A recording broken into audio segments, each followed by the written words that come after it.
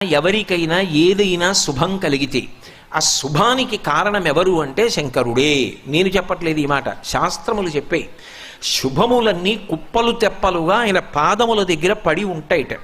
ఆయన అనుగ్రహించాడు అనుకోండి, ఓసారి ఇలా అంటాడు అంటే అది ఎగిరి వెళ్ళి ఇంటికి తోరణంగా పట్టుకుంటాడు. అందుకే ఒక గడుసు కవి ఒక మాట అన్నాడు, నేను ఓ పువ్వు పట్టుకొచ్చి మీ పాదాల మీద వేశాను అనుకోండి, నేను వేసినది ఇది పువ్వు, మీ పాదముల మీద ఉన్నది ఇది పువ్వు.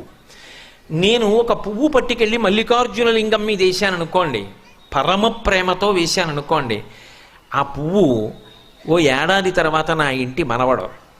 నేను ప్రేమతో వేసిన పువ్వు 2 ఏళ్ల తర్వాత నా ఇంట్లో మనవరాలు.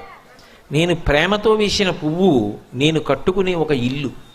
నేను వేసిన పువ్వు నాలో కలిగేటటువంటి భక్తి. నేను వేసిన పువ్వు ఏ వయస్సులో నాకు రావాలో ఆ వయసు